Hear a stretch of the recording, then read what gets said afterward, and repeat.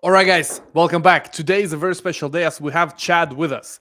Chad from Thorchain. And in this video, you will learn a lot. If you are a developer and you're building dapps, wallets, anything in crypto really where you want your users to allow trading cross-chain, where they actually custody their own funds, this is a video for you. And as you know, it's very relevant right now with all exchanges going down and we're having this movement towards self-custody.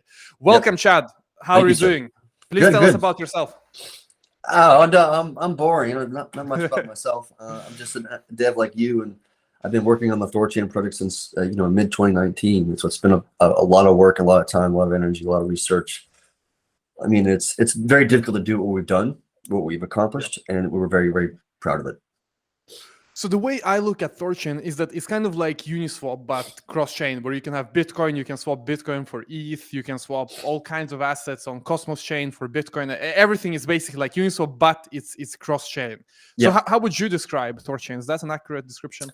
yeah. That's a simple and accurate way of doing it. That was the initial kind of vision of it, was to be a chain agnostic AMM, right? So the only way you can move between Bitcoin and Ethereum, for example, or other chains, but prior to Thorchain, was through centralized exchanges, and we all kind of have an aversion to that to some level at some point. So, in order to further decentralize the industry and to allow even something like Bitcoin to be more decentralized than it already is, you needed a decentralized way to enter and exit those ecosystems, right? Yes. And we thought that was a requirement of the industry. Like, somebody needed to build this. Like, it's not arguable whether or not we need a decentralized way to move value between chains. Like, no one's going to argue with me on this. But nobody's built it yet, and everybody thought it was literally fucking impossible, including Hayden over at Uniswap was like, throwing shade at us in the early days.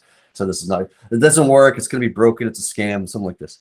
Obviously, Okay. that's not the case. Obviously, we've launched it. It works. It's been running for a couple of years now, and it's doing quite well. And so we felt we needed to solve this problem. It just took us years of research and testing and to do so. And so on a high level, how does it work? And obviously the biggest question everyone will have is about security. If I have some Bitcoin on ETH, at the end of the day, they're not Bitcoin. Bitcoin is on Bitcoin, but then I have some representation on ETH, right? So maybe you can talk us through on a high level how it works. Yeah, so everything that it touches is the real asset. Like, we don't do wrapped stuff. Like, to me, wrapped is inherently broken. You cannot secure it through decentralized mechanisms. There always requires centralized parties to maintain wrapped assets, which is obviously inherently problematic.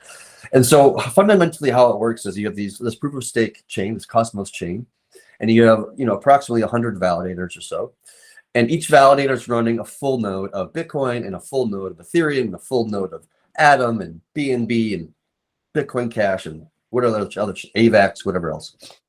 And they're all just observing the wallets that the network owns, like the actual layer 1 BC1 address, OX address, just like monitoring inbound and outbound traffic, like what's coming inbound, what's going outbound, and then reports that to the chain. Like, oh, I saw Ivan's address sent us 1 Bitcoin, and there's a little memo in his transaction, or called opportune and Bitcoin speak, and it just says, oh, he wants to swap from Bitcoin to Ethereum, and here's his OX address that he wants to receive that Ethereum on, or whatever. And so once a vast majority, a 2/3 super majority of the network says, we all observe the same thing. We got 1 Bitcoin from Ivan's address. He wants to swap to Ethereum. Here, here's his OX address. Execute the business logic and then send him the Ethereum. Simple as that. So is it a multi-sig or how does, because it sounds like there is the network has an account on ETH, an account on Bitcoin, and basically this wallets on all the different chains, and then the network decides, okay, it's time to withdraw Bitcoin from our address and give it to this person because they just swapped ETH for Bitcoin, and we received ETH from them here in our ETH wallet, which we control.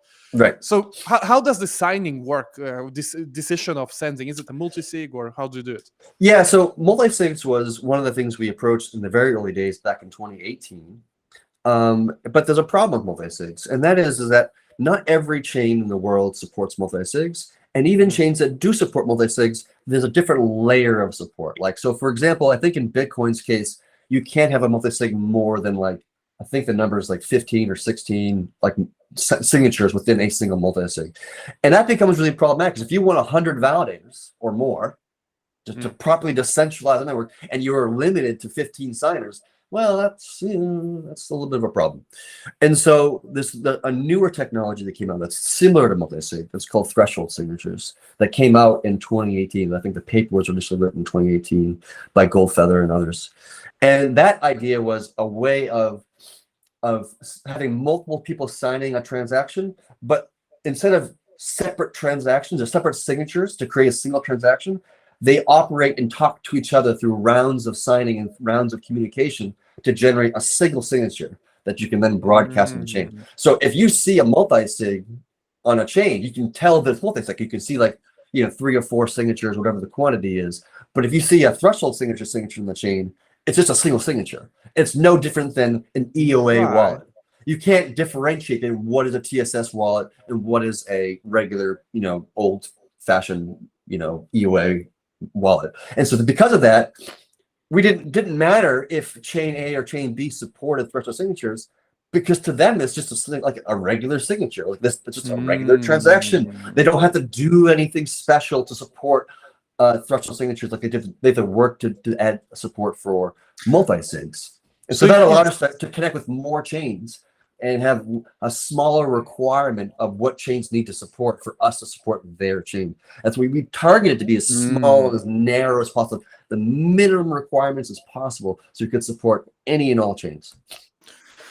Yeah, that's very interesting. But so what you're saying, did I understand correctly, is that you're using the basic principles of cryptography, this public-private key cryptography, that you can generate one signature from many different signers, and the chains themselves don't need to worry about how the signature came about. The chains know that the signature is valid. But how does that work? Because it's basically using the basics of cryptography, because all chains have public-private key cryptography. They can all support that, right? Right. Yeah. In this case, though, what happens is the network will do what we call a churn, like every 3 to 4 days, and that basically just means we're adding new validators or removing validators. Just we're changing the validator set in one form or another. And whenever that happens, we need to create new addresses for the entire network. And to do that, all these validators come together and they talk to each other and they share little bits of data into each other, and they eventually generate a pub key. Not the actual private key. There's no private key. The private key never exists at any point in time. Nobody ever has access to a private key. It literally never exists at any moment, at any time, ever. Like versus like a Shamir secret where it exists at one point and then hopefully later it gets destroyed. And so they all generate together collectively a pub key. And then from that pub key, we can generate a Bitcoin address, we can generate an Ethereum address, we can generate an AVAX address and a BNB address from that pub key. That's how we generate the actual keys themselves, or that's not the keys, but the pub keys themselves. And then whenever we want to move funds from wallet A to wallet B, they come together again and they kind of like collectively make many rounds. I think it's like 8 rounds of like communications between all the different, validators, and they eventually come up with a signature at the end of it, and then they all broadcast that signature to the chain, and then the funds get moved. It's pretty cool stuff, actually. And what kind of research needs to be done to build something like this? Because in computer science, you have all kinds of formal verification, really ensuring that there is no single edge case that is possible. Do you guys work like that, or how do you, because it sounds good in theory, but there's always some edge case that is difficult to even imagine. So how do you reason about this? That's a good question to ask. So the original TSS GG18 was written in 2018, and then there's a new form written GG20, which I think we also adopted that. We were the first ones to really use threshold signatures in a significant way. To my knowledge, we're still the only one that uses it in a way that's decentralized. So there are people who use it in a controlled, centralized kind of way. We've put together like really large bounties, and we've paid out like large bounties to people to help us validate that code base and validate the underlying mathematics behind it. We've paid out probably close to $1 million so far just in threshold signature payouts on like white hats who come forth with some sort of bug or issue. And then even though we're the ones that pay for it, we give all the knowledge we get, we give it to the rest of the industry. Everybody else who uses threshold signatures benefits from our experimentation and our bug bounty program that we have. And so we've been doing that for years. And we've gotten literally PhDs to look at this stuff. Even the guy who helped us originally write the code for TSS, he has a PhD himself, and his PhD paper was actually on threshold signatures. Like he actually is literally one of the foremost experts in this space. And so we continue to have that bug find program. So if anybody ever finds a threshold signature bug, let us know. We'll pay you out, $500,000. So it's definitely the correct incentives are there. And so also Thorchain has a coin, Rune. How is that coin connected to the security of the network? In Bitcoin, obviously, it's connected because you spend electricity, you want to get the block reward. So if the Bitcoin is worth something, there's an incentive. But here, it seems that there is still a lot of security just from the cryptography, that you actually need a threshold signature. Like there's no way for me to just invent a signature. It will not be accepted by the Bitcoin network, but still you guys have a coin. So maybe you can talk a bit about how that's connected to the security, if at all. If let's say Rune goes to zero, are assets still safe, or how does Sure. Yeah, that's a good question to ask. The only way you can secure external assets like Bitcoin and Ethereum, something external to the Thorchain network, the only way you can do that is you need to have those validators bond up with some value. Right? Saying like that, here's $1 million of my value of my money, and then give me access to $500,000 of Bitcoin and Ethereum. So that we have this kind of big guillotine, so to speak, like economic guillotine over the necks of the validators. Like if you do anything kind of weird or fucked up, we'll see it on the chain and we'll slash you basically. And chat.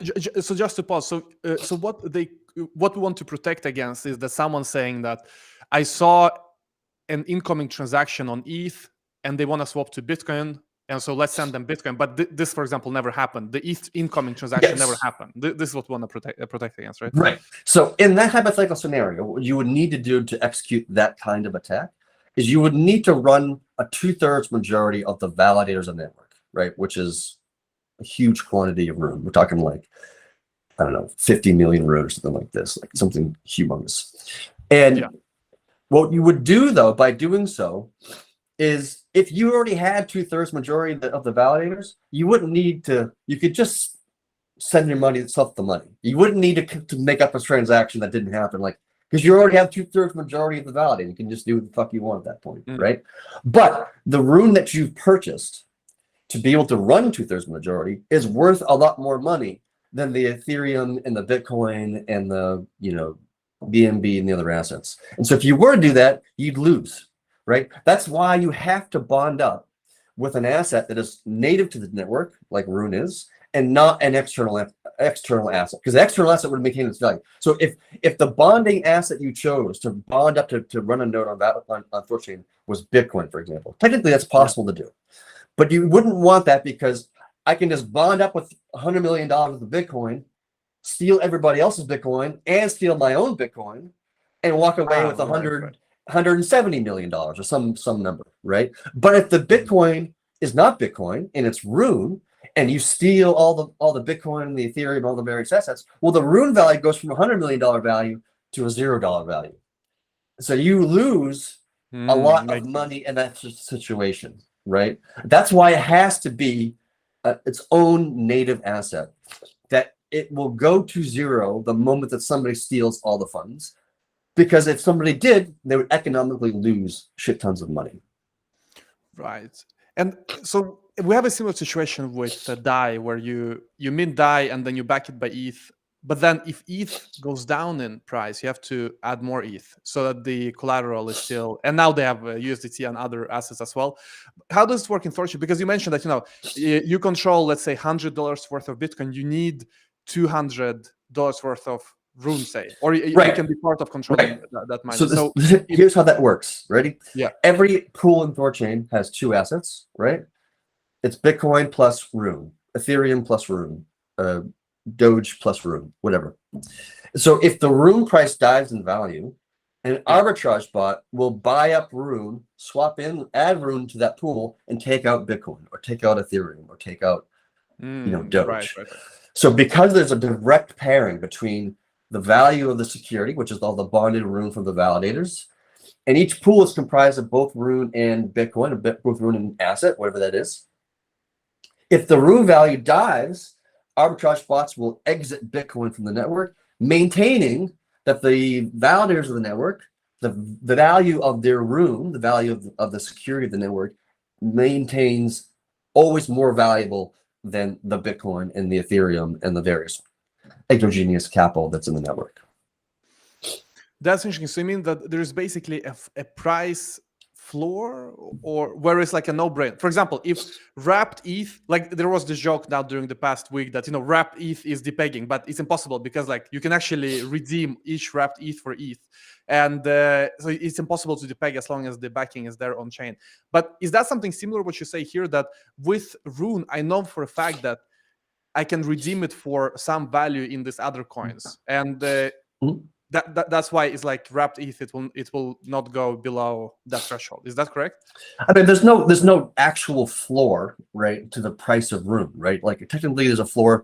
The floor is the other assets on the network. So yeah, exactly. I think right now it's like 40 cents is like the floor of Rune right now. That doesn't mean that like Rune couldn't go to 30 cents, like hypothetically, people but it's withdraw like their funds or whatever. It's kind of like with wrapped ETH. Like it can also theoretically go lower, but it's just that for sure you buy it, you redeem it for ETH, right? Because it's pegged to an external asset of some kind. Yeah, but we don't similar, but it's pegged to the other coins, like the other prices of coins, right? That are in the network. I mean, the Rune price and the Bitcoin price are not pegged to each other, right? But they are correlated, right? So this is why Rune is like kind of like an ETF coin, so to speak, right? I put that in quotes. Because whenever there's buy pressure, say the Bitcoin price goes up, so you have the Bitcoin pool, and there's Bitcoin, there's Rune, and the value of each other is the same. And then all of a sudden, the Bitcoin price goes up 5%. So now the Bitcoin price goes up here. Inherently, what that means is somebody's going to be able to sell Bitcoin to acquire Rune, to get that buy up Rune to sell the Bitcoin. So you have the backwards there. To correct the price. Arbitrage bots will do that. So whenever there's buy pressure on the Bitcoin price, there inherently is going to be always buy pressure on the Rune price, because those two coins are paired in a liquidity pool. And that correlation is relative to the depth of the pool. If it's a really shallow pool, there's like not much capital in there, then the correlation is going to be pretty darn weak, right? If it's a really deep pool and there's tons of Bitcoin, tons of Rune in that pool, then the correlation is going to be much, much stronger. So they're not pegged like a wrapped asset is pegged, but there is a direct correlation of Rune's price to the general market movements of Bitcoin and Ethereum and Doge and BNB relative to the depths of those pools. Right. And in terms of I'm sure I mean, obviously, it's your job to think what can go wrong, like if there's some game theoretical issue that can happen. And as far as I know, there was some issue at one point with some assets being hacked or something like that. So can you maybe talk what you learned about that, and what other like game theoretical challenges that you guys have tackled along the way? Yeah, so when we first launched multi-chain, what we called multi-chain chaosnet, which is basically like a public beta, right? We launched it. We knew it was a beta. We knew it was new code, untested code, unverified code, and that we were going to bake it with real capital and see what happens. But we limited the amount of capital on the network, right? We didn't allow people to put up like $1 trillion into the network day one. That would be directly irresponsible for a DeFi project to do that. Instead, we just capped it, and so we wanted to like just kind of slowly grow, because we knew there might be issues. Because what we're building is one of the most ambitious and difficult projects in DeFi fucking history. Yes. I don't even hesitate to say that. And so what we realized early on, we had a few bugs. For example, like in Ethereum, there's some weird and wacky shit you can do to transactions. You can fuck with transactions in wacky ways, right? That we weren't really protected for. So, for example, somebody sent a transaction from their wallet to a malicious smart contract. Now, the transaction value was still the same, but they redirected the Ethereum back to themselves, but then forwarded the transaction to Thorchain. So Thorchain says, "Oh, thanks for the ETH. You sent us, 100 ETH or whatever the hell the number was. I don't remember what the number was.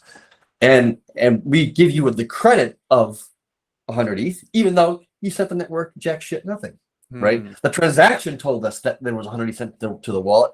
In reality, there was some, some malicious activity that redirected that Ethereum back to some other address.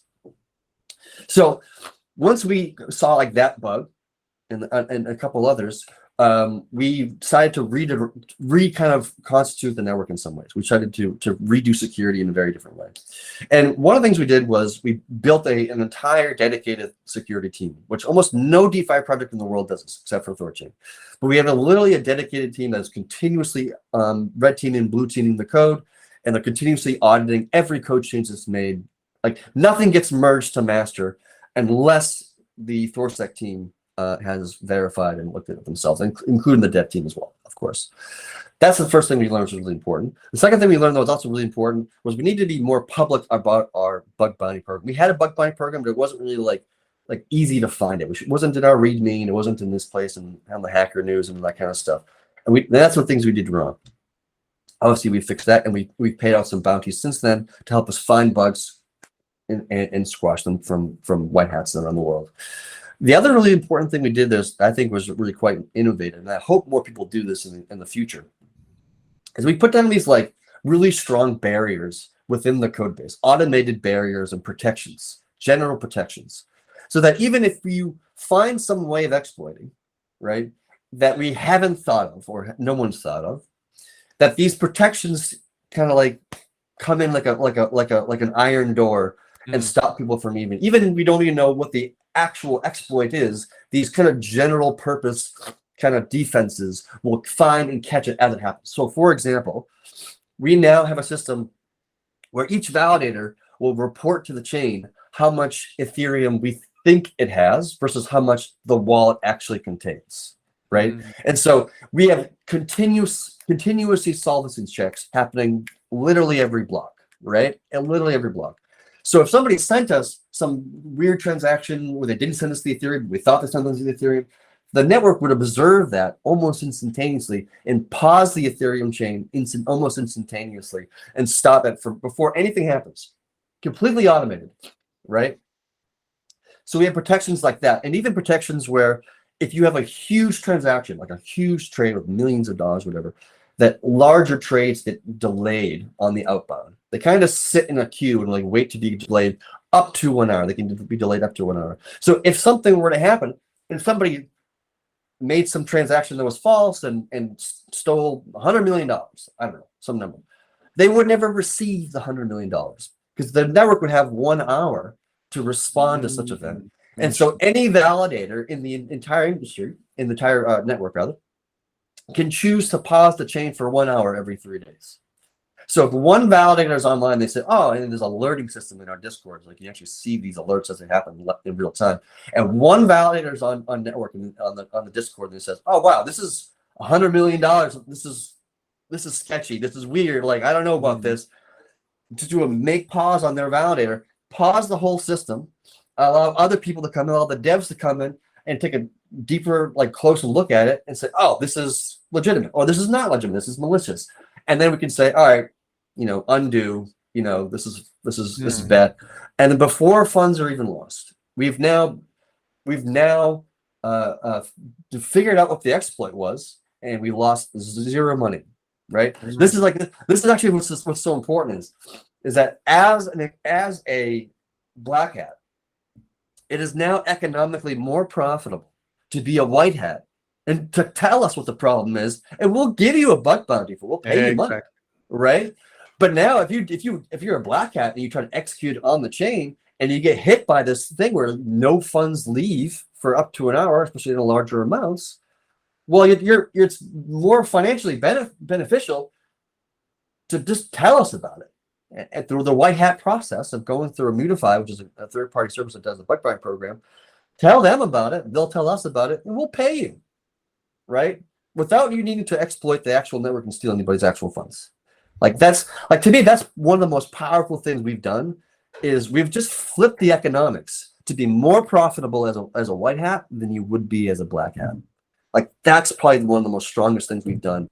That I hope more people do that. I hope more people in DeFi learn from what we've learned and adjust as we've adjusted to make security so much more impactful and powerful than I think what people typically see in DeFi. Yeah, and that's good to hear, because I think when it comes to cross-chain, the industry as a whole has a bit of a still not we're not fully relaxed to this idea. But of course, we know that it's going to be huge. You need to move Bitcoin to ETH, and you need to do it in a non-custodial way, because right now we have wrapped Bitcoin, but that's custodial and that's centralized. So so this has to happen, and it's good that you guys are pushing the frontier. In terms of how to use Thorchain, obviously there is you can use it via the interface. You can as retail trader, but also maybe what's more exciting for me personally is the dev aspect. The fact that this is the backbone of internet trading, that you can trade any asset to any other asset across any chain. I mean, that's the true power, in my view at least, of this technology, that whatever you're building is maybe a game where you have in-game assets and you want to trade them for Bitcoin. Like, allow anyone to trade anything for anything. That's pretty insane. How do I start? Is there like a JavaScript library to install? Because many of the devs that are building dapps, I mean, they don't want to run any node or anything. It's just like with Uniswap or 1inch, we want to have simple JavaScript, npm install, and then one line to swap. How do we do that right now with Thorchain? Yeah, that's a great question to ask. So we have recently launched a major new feature like a few months ago, what we call DEX aggregation. And basically this idea is that you can use multiple DEXs, including Thorchain, as like a corridor. So you could swap from like Trader Joe, make some long tail trade over there, over to AVAX. The AVAX goes into Thorchain. Thorchain swaps it to Ether. The Ether gets sent to 1inch or, you know, Uni or whatever to get to whatever other asset. So effectively, in a single transaction, in a single trade, you can go from any asset to any other asset. And Thorchain is just empowering and connecting multiple DEXs, whether it's Trader Joe, 1inch, Pangolin, whatever. Like literally any and all DEXs could be connected through these things. And then all of a sudden, every DEX is connected to every other DEX in the entire ecosystem, not just in this Ethereum or this system, but all of fucking crypto, right? And so now all of a sudden, every DEX has access to all the liquidity and all the assets of every other DEX in the entire industry, which is super powerful and super fucking like what we need to have in the industry. Because like, what's going to happen to CeFi at that point? Like, think about it. Like, if you can go to a DEX and get access to every coin, that's where you're going to go. That's where you're going to go. And it doesn't matter if you're going to go to Uni to do it, or go to Trader Joe and do it, or go to Thorchain and do it. I don't give a shit. It's all the fucking same at that point, right? And so like all of a sudden, like centralized exchanges have to like manually add one coin at a time, which is a expensive process, time-consuming process. I've been through it myself. It fucking sucks ass. Now everybody can instantly get added to everything instantaneously, which is fucking great. Like which NPM package is that? How do we get access to it? Right. I'll lay it out for you. I'll lay you out for you. So there's a library that we created. It's open source, freely available to everybody, MIT license. It's called the Exchange.js library.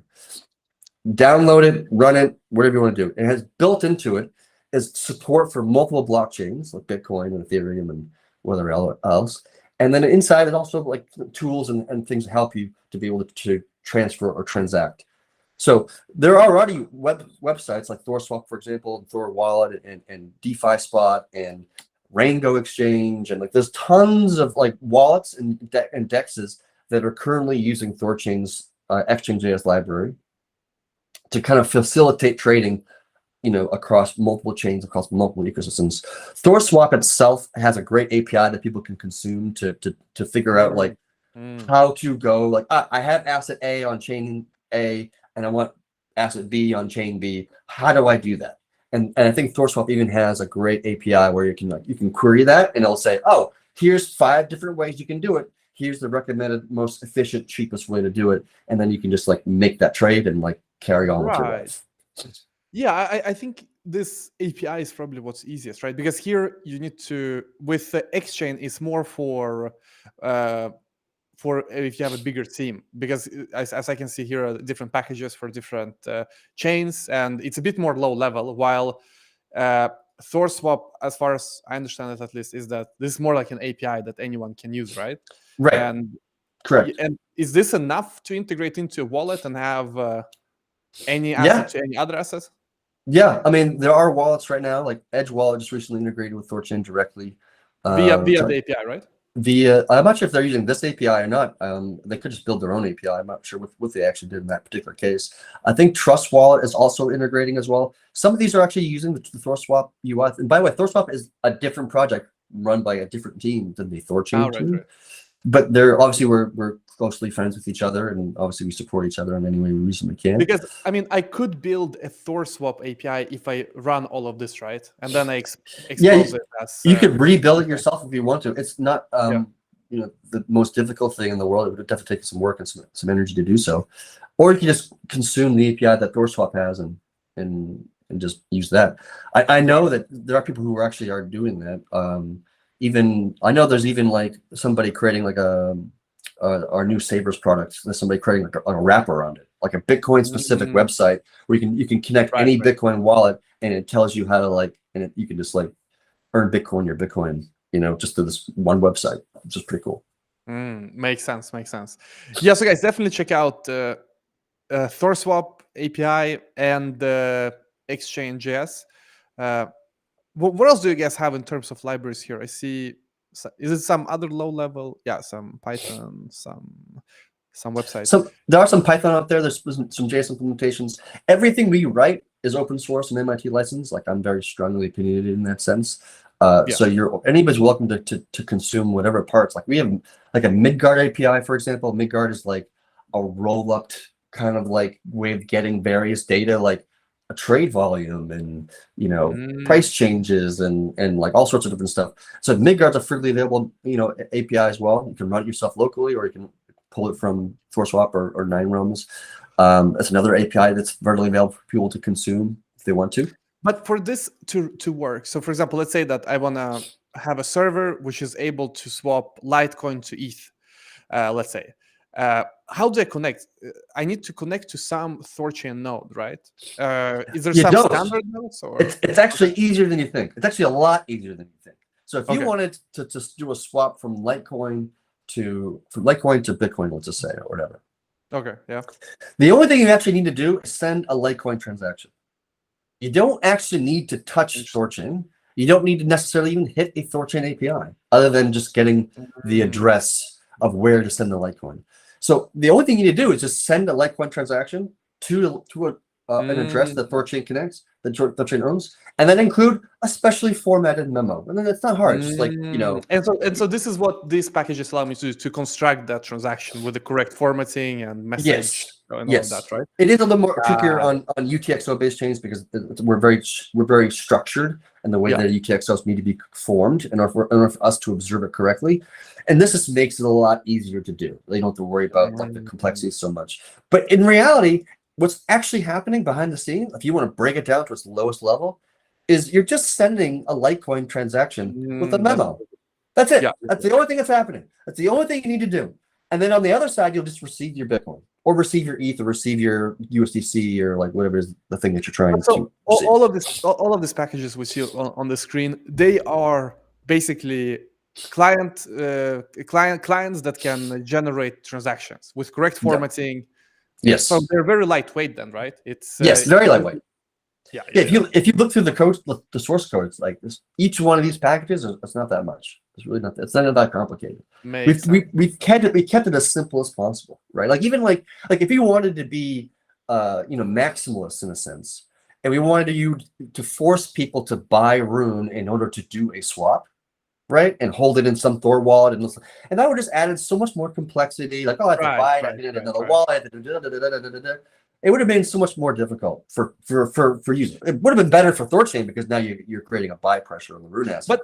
But we didn't want to do that. We wanted to keep it as clean, as like simple, as clean, and as perfect as possible. And like and not requiring Rune or even a Thor address to do a swap and a trade was one of the kind of foundational decisions that were made. Yeah, I mean that's super cool. So basically, all the native coins I just need to format a transaction, I send it to the Thorchain address, and then I receive the other coin according to the specification in my original transaction. So that I think anyone can easily do by just using these packages. But so let's say I want to swap Litecoin for some ERC20 token, which is not gonna be native. Is it still possible via that message, or Yep. that's Yep. more? Yep. Okay. No different. No different. Same thing. Interesting. Yeah. Very clean. Very simple. That's this is partially why I think a lot of wallets are starting to integrate with Thorchain, just because it's so powerful. Like it's a feature that every wallet wants. Like, don't even try to convince me that no wallet, a multi-chain wallet, doesn't want the ability to move between value between. Like, everybody wants it, obviously. Like, if you don't have it, eventually, if you don't have this feature in your wallet, it's just like what are you doing? Like, you're just missing the fucking road here. So we've done it in a way that is so clean and is so simple and so straightforward that, like, it's relatively very easy for wallets to integrate. And I think if just wait another year, it'll probably be even easier for wallets to integrate. And what about so, for example, if you're a wallet, you need some income, and a lot of wallets use, for example, one engine. You can insert a small affiliate fee as a wallet provider because you refer the trades. Is that also possible with the current Thorchain setup? Yep, we made that as part of the core concepts of Thorchain, is that UIs can profit from interfacing. So this has been like a long time problem, and just like in wallet manufacturing in general, it's like, hey, I'm building a wallet. It's called Exit. It's a great wallet, but how do I fund it? Like, and that becomes like a really tricky question. And I think with affiliate fees, you can charge as much as you want as a wallet. You can charge 10 basis points or 1,000 basis points. Like, arbitrarily, you can charge as much as you freaking want. But you can do that and then fund the development of your wallet, whatever it is, or your DEX, whatever it is that you're building. We wanted to make sure that we create the right incentives so that when people do interface with Thorchain, that they are incentivized to do so and make it. And like most wallets do, like I think Edge Wallet does that. They charge some fee. Thor Swap charges a fee. Thor Wallet charges a fee. Even Asgard X charges a fee these days, just to help fund the development of their UIs and UXs. Right. So here, for example, we have an example, code example, estimate swap. So you import some stuff, and then let's see, how do you get the estimate? Print estimate. So basically, you can run this library. I mean, I can just run the code, right? Let's see. No. So let's see. Here, I'm estimating some trade. So you can query the network to get a sense of, like, all right, I'm making a trade from Litecoin to Bitcoin, for example. What is that trade going to look like, right? Like, how much is the fee that's going to be charged in that, like the swap fee that the network itself is going to charge when it does that? You can kind of virtualize or estimate the fees and the outbound fees and the swap fees and all these things put together. And this kind of package as you're looking at it just breaks it down real easy. Gives you a nice little quote before you make your trade to say, okay, this is what the trade is going to be, the final trade is going to look like. Do you want to do it or do you not want to do it?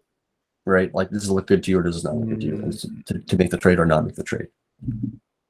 Right. Oh yeah, so this is just the print function. Yep. And it's just like it's pulling the data, like from the network of, like, how deep the pools are, how large your trade's going to be, and then from that it can what the gas fee is currently going on in the Ethereum network, let's just say, or the Bitcoin network or whatever. And it kind of puts all that little bits and pieces together to give you like a final report of, like, here's the quote, like, here's what's because I think what's important to show is that, like, this is not rocket science. You don't need to be some programming guru. If you know how to do a function in programming and import some package, you can execute a cross-chain trade. Yes. Absolutely. You enter some stuff here, and the math of it is actually quite complicated. There's lots of bits to it to consider, but you don't need to be a mathematician or anything of this kind of shit. You can just ask the SDK, like, what's this going to be, and they're like, here's your answer. It's like straightforward, simple, to the point. Right, it's actually done really well. I think it'll get better over time for sure, but it's done really well. So this query package, it can estimate swap, it can check some balance of these pools you guys have, check transaction, list pools. And so if I actually want to trade, is it this one, AMM, that I do swap, execute a swap from a given it could be. To be honest, I haven't used this package myself because I'm mostly in the core protocol, but right. Yeah. But I think so. It's actually going to execute the actual swap. go to Thorchain docs. I mean, it does seem as simple as oneish, because I know our community knows oneish SDK. It's like one function to estimate, one function to get the transaction, and then just the user signs transaction, and that's it. So That's here's it. the same. It's like one function to estimate, then another function to get the transaction formatted, and then the user just needs to sign it and send it, and that's it. Yep. Exciting. Yep. Exciting. Yeah. I mean, I love how simple it is. It's so that simple. Like, it's just format a transaction, send to an address. That's it. No running or maintaining any software. Yeah. It's insane. In the background, there's a lot of complicated things that happen, like complicated mathematics.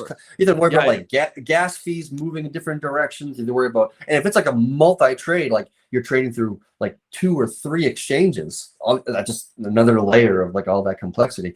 But thankfully, like the way the SDK is made is like all that's abstracted away. It's like you don't need to know how a carburetor works or how pistons work to drive a car. You just need to know the steering wheel and the gas and the pedal. You don't need to understand the actual like muffler and all the different pieces of like and the spark plugs and all the complicated shit that is like within a car. You just need to know how the steering wheel works and how the horn works and the pedals and that kind of basic stuff. And what kind of user experience do users have now? Let's say I want to swap some ERC20 for Bitcoin. On Bitcoin, it's 1 hour transaction confirmation, and on ETH it's fast, but I mean, of course, I need to wait for 1 hour then because it's Bitcoin, and you guys need to send me the Bitcoin. If you go into Bitcoin, it wouldn't be that long because you would make the transaction in Ethereum, right? Which there's like was a 15-second block times, I think, for Ethereum. There might be some conf counting required depending upon how much value is being put into the network. That just depends upon. We don't do like most exchanges do like Bitcoin's like 6 confs, right? For example, like that's why you said like 1 hour, because it's like a 6 conf thing. We're not static about that. We're actually dynamic based upon the quantity of value being put into the network and relative to the block rewards. But most of the time, it would just be a single block, right? Oh, but yeah, I mean, it's just I'm receiving the Bitcoin, so I see it incoming. So I wait 1 hour. So for me, it's like any other Bitcoin transaction. But I think for user experience, you need to see that like the incoming trade. So if I go from Bitcoin to ERC20, then I may not see that incoming ERC20 for like an hour then, right? But I can check the status on the network. Yeah, it depends on a bunch of things. So it depends on the number of confs we need to wait on the Bitcoin side. Most of the time, 99% of the time, it's like 1 conf. It's not a big deal. It's just 10 minutes and you're done. There is a potential that your outbound transaction is delayed depending upon the quantity of value being traded at that particular moment. Most of the time, it's not very long. It's only like a minute or 2. Sometimes in extreme scenarios where there's somebody's like massive trade volume, like something crazy is happening in the industry, it can go longer. Up to 1 hour is a maximum it could possibly go. So your trade at most would probably be like an hour and 10 minutes, and like in extreme examples. Most of the time, you'd see it within 10-15 minutes most of the time. Yeah. And in terms of yield, before the call, you mentioned that you guys have some DeFi things with Bitcoin. Can you explain that? And also, as you know, many people are very suspicious about any kind of yield nowadays. So as they should be. Exactly. As they should be. You can explain how it works also. Yeah. I'm always skeptical at yield too, because most time yield comes from nowhere. It's just what I call fake yield. But so we were very interested in the idea of like supporting Bitcoiners and Ethereum peeps and all that kind of stuff better. And so we worked hard on a new design that's never been done in the industry before, which is basically the idea that you can provide a single asset to an AMM and only get exposure to that one asset that you provide, not the other asset in the pool. And there's no impermanent loss, right? You always maintain your principal. Like you never lose your principal, right? So we just launched this recently. It's been growing so pretty fast, pretty hard, which is great. We've seen millions of dollars being thrown into the network because of it. But basically, you can put in Bitcoin, like layer 1 real Bitcoin, and then any revenue that the Bitcoin pool makes, you get paid back in Bitcoin, right? So you put up Bitcoin and you earn Bitcoin. There's no impermanent loss. Number only goes up in a literal sense because the fees are collect over time, and you can walk away with more Bitcoin than you have. The one caveat is that there's a swap fee when you enter and there's a swap fee when you exit. It's just like no different than if you were to do a simple trade. So there's a little bit of a fee on entry and exit, but other than that, it's just like interest that you collect, right? Right now, it's like for Bitcoin's 4%. For AVAX, it's 8%. Litecoin's at 14% right now. Doge is at 13% right now. Yeah, so can we repeat that? So you mentioned that this basically when I contribute liquidity to the network, right? So this means that I fund the wallet from where the network can take funds from when someone wants to trade into Bitcoin, say. Then they can take, well, they will be taking funds from there, but then ETH, for example, is incoming if someone trades from ETH into Bitcoin.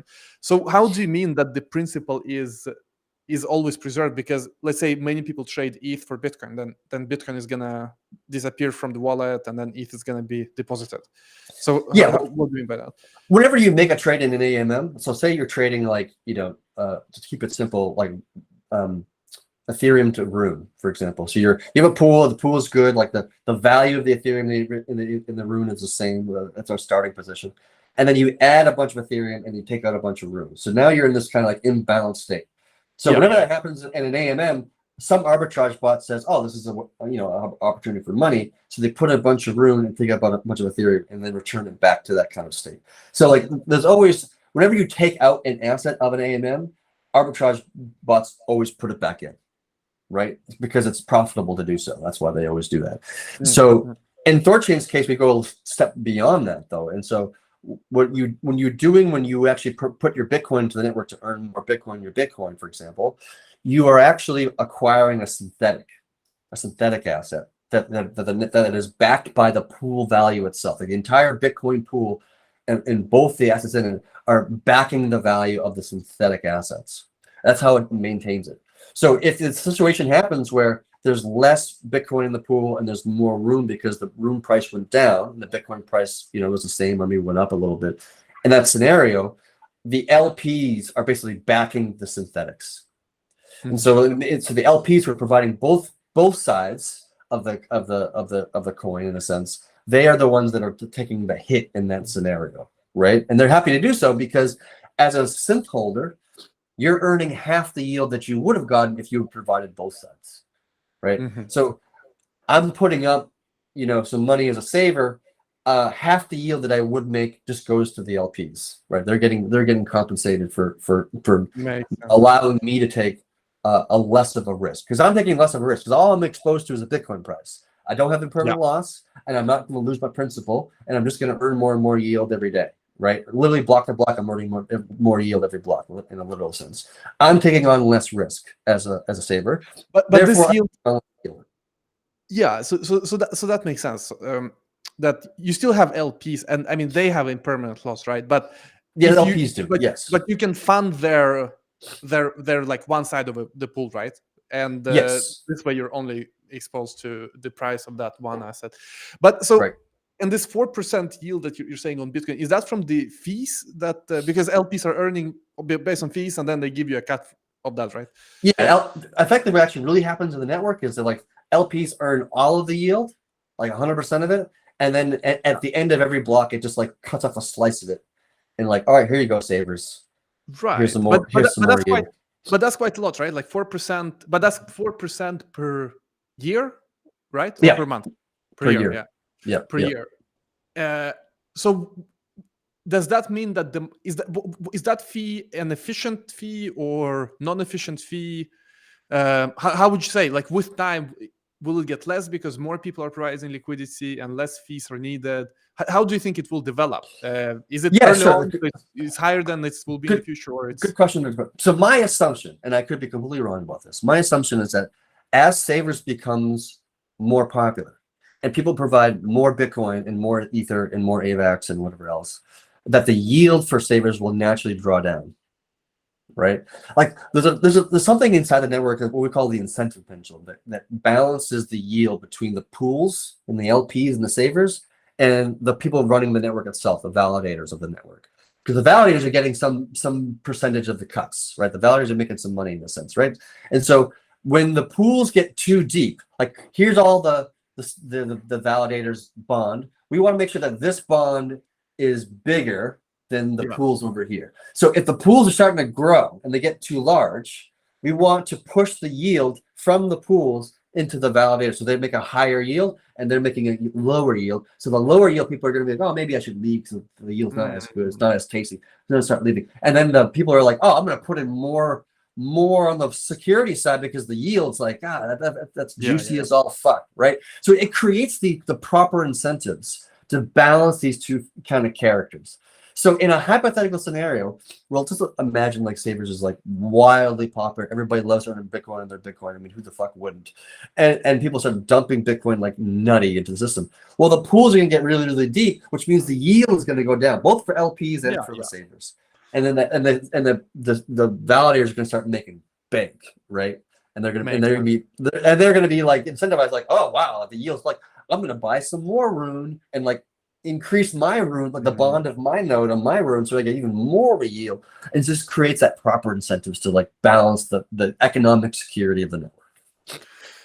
What kind of size do I need to transfer? Your size is not size, but what kind of size? what size of transactions are too small? Like, for example, would that make sense? It also depends which network, of course.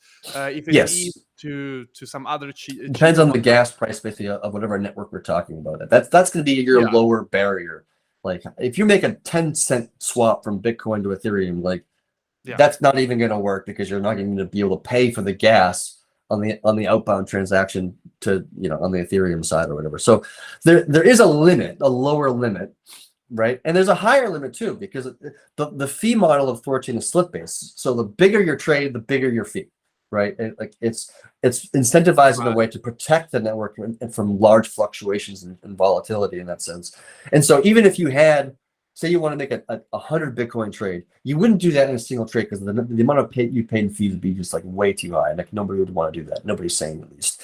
So instead, you might be doing like 100 1 Bitcoin trades. And then you're paying like maybe like a 1% fee on that or whatever the hell the quantity is, probably less than 1% actually. And like so instead of doing one trade of 100 Bitcoin, you would pay maybe 30% fee. You'd pay 1% fee if you just broke up into smaller trades. So there's a balance to be struck here. Like you don't want to go too small where the gas fees just kind of eat up everything, because that would be bad. And you don't want to go too large that the swap fee becomes so huge that it just takes out too much of a chunk of your funds. So you want to kind of find that middle ground. That depends on the liquidity, right? So if there is a lot of liquidity, then you can transfer bigger amounts without it affecting. Correct. That's kind of why in some sense, why we built that whole Savers thing, is because like we want the pools to be as deep as possible. We want as much Bitcoin, as much Ethereum as you can muster from the industry to make these pools super deep. And the deeper they are, there's no lower bound on how narrow the fees are. Like for most trades on Thorchain, the swap fee is smaller than it is on like Uniswap or Sushi, right? It's conceptually similar. For most trades, like the swap fee taken out is very, very small because of that slip-based model. But we want that thing to be as small as possible. Like we want that fee to be as close to zero as reasonably possible. And that just happens just through really, really, really deep pools. And Savers is like the major feature that's going to help drive liquidity into that pool. Bitcoin on Bitcoin yield, like who the fuck doesn't want that? That's like the holy grail for Bitcoiners, right? Or holy grail for any asset, like AVAX people or Litecoin Doge people, who knows, whatever. That's just going to be a huge value add to the industry, and they're going to. I think people will take advantage of that and make a 4% yield in their Bitcoin. Is like that's better than mining. Like it's better to actually throw your Bitcoin into Savers right now than it's more profitable than it is to actually to mine actual Bitcoin. And which is kind of funny. I mean, one worry we have in ETH is that there was this whole censorship thing with flashbots, that everyone used flashbots, but now they're open source, so that's good. So you don't have to use their service where they can censor transactions. I mean, obviously, it's a political debate whether it makes sense or not. But with Thorchain, do you guys have any of these validators that censor for different reasons or not? And how do you reason about it? So the whole MEV thing to me is fucking Looney Tunes. Like it's crazy to me that the industry somehow has gotten to the place where they're like, MEV, yeah, it's okay. I'm like, no. You have a design that is designed to fuck the hell out of LPs. Like, and it does it very effectively. And especially like Uni V3 especially is very good at just fucking LPs majorly. And for some reason, this weird intellectual dishonesty within the Ethereum community is just like, no, that's cool. I'm fine with it. It's all good. Let's just open source it, and now it's better. No. You're still fucking the shit out of people, and that's not fucking cool. It's never fucking cool. In Thorchain's design, we have no MEV. It is not possible or practical to MEV attack Thorchain. You cannot get sandwich attacked, and you cannot be reorg the fucking swap order of things. It does not and cannot happen. That's how AMMs should be designed. And the fact that we still debate this, to me, is intellectually fucking dishonest and ridiculous conversation. Anybody who says I'm a fan of MEV is probably the person who's fucking everybody else, right? Because anybody who's an LP in fucking LP land of Ethereum, you're getting fucked. You are. And you shouldn't be okay with it. If you are, I don't know why. That makes no sense at all. Yeah, I mean, MEV is an outer. I was more thinking about, for example, we have this OFAC list, and let's say some address from there wanted to swap from ETH to Bitcoin or something like that, or I mean, even the FTX hacker. And I don't know if it's common that hackers use Thorchain to go between chains or not.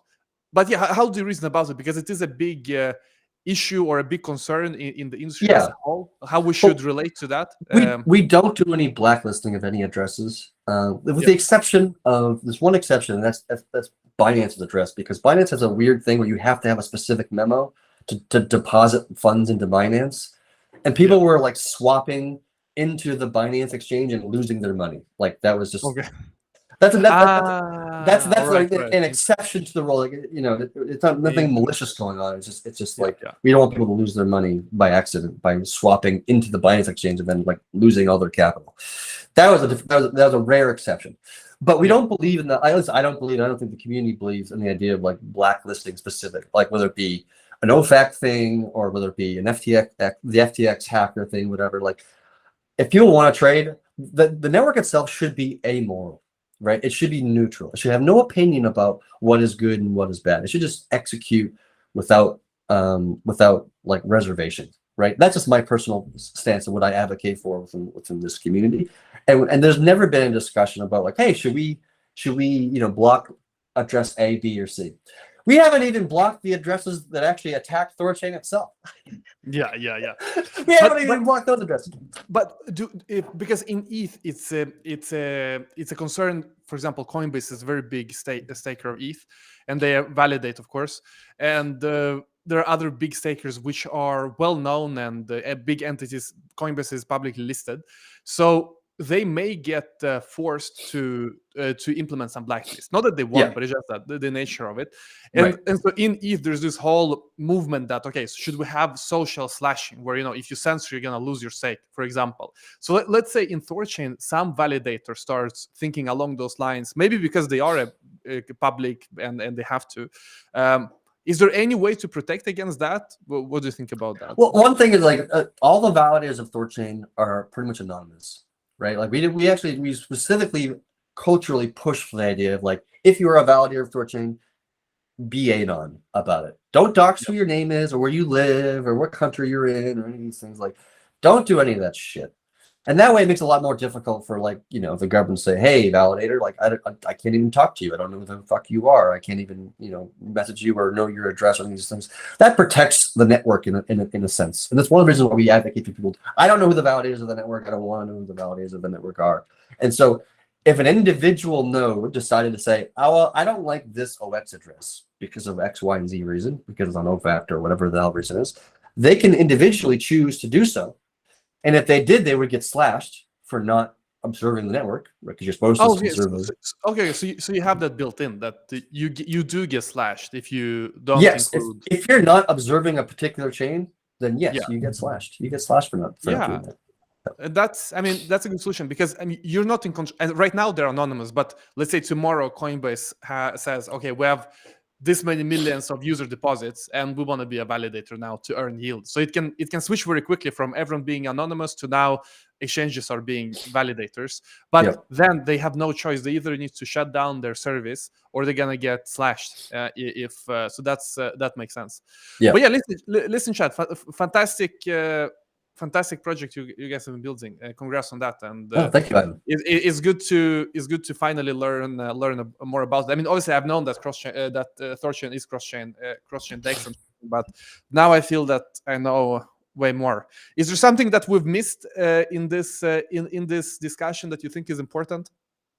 No, I think we covered a lot of really important things. I think we recently just launched the savers thing, which I think is a huge advancement in the general DeFi space. Yeah. And then, by the way, so how do I get started? Let's say that I want to get started with that. Yeah, sure. Jump over to the thorswap.finance. That's one of the many UIs where you can do this. And there's this Thor wallet as well. There's big DeFi spot. There's a bunch of different ones out there. Any of them will do it. And so it's pretty easy to do if you wanted to contribute some Bitcoin or some AVAX or. By the way, what's the go-to way of trade of? Let's say I want to go from Bitcoin. Like there's no MetaMask for Bitcoin, right? Or do I connect my ledger instantly here, or how do people do? Yeah, if you hit the connect button right there, the top right hand corner. You can see a whole bunch of different wallets. And there's Trust Wallet, there's XDeFi Wallet, there's Ledger, there's Key Store File, MetaMask. Like there's a bunch of different wallets that this one supports. And then I'm sure there's more that's probably coming downstream as well. Very interesting. Yeah, and from a development standpoint, this UIs and stuff. Do you know if there are any open source ones? Because if someone building a wallet, like they need just this wallet connector thing. And yes, Exchange.js does some of that and some not. I would say looking at Exchange.js, that's probably your starting point. I would love to see more like people like ThorSwap and others to just go open source. I don't think they are right now. I think there's some plans to do so, but I would love to see more open source. Oh, by the way, another thing I was gonna ask: what is the interface to see the stats? For example, all the assets and all wallets. Oh yeah. Yeah, if you go to app.thoryield.com, I think is what it is, app.thoryield.com. If you want to bring that up, you can. That's just like a stats website where you can see trade volume and pools depths and different. You can check your portfolio if you have a bunch of different LP positions, for example. You can see all the savers activity. Like if you click on the savers, for example, savers vaults on the left hand there, you can see oh, here's all the different savers and here's what the current yields are and how many savers, almost 600 unique people that put up capital for savers, for example. You can see assets, pools, synth volume, trading volume, stakings, transactions, all sorts of different stuff.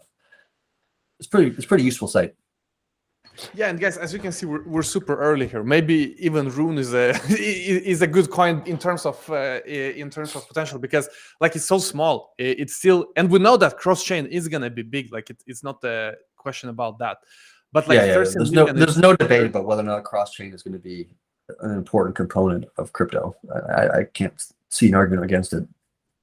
And so we've seen a lot of dropping in liquidity. Why do you think that is? It? I mean, obviously, one thing is just decrease in the asset prices overall in crypto. They're down that's the big component of it. Is just we went from a bull market to a bear market.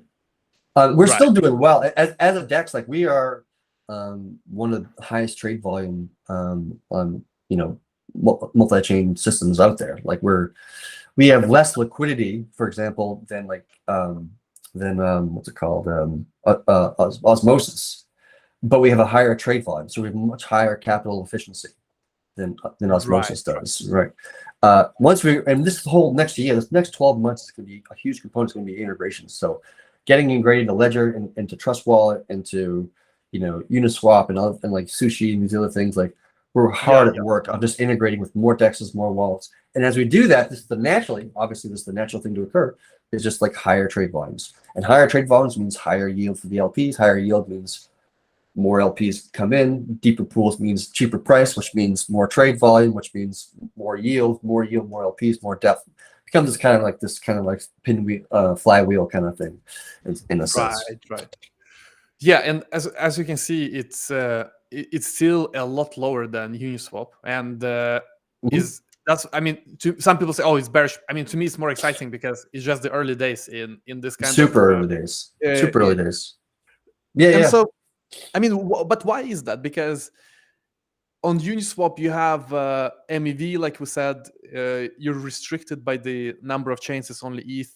Like, what is missing for this to truly take off? Is it that you need to connect all the different wallets? Like, it's I mean, kind that's of part of it. Like, I think we had the biggest inhibitor for us, I think, is just because we had an exploit over like a year and a half ago, and that just that stigma, that kind of like stain, it just hasn't really wiped off. You know what I mean? Like, people still have this kind of mentality about it, which is sad because we've done so many amazing innovations. And the security alone is like one of the most innovative security things we've done more than any other DeFi protocol in the space. I don't hesitate to say that either.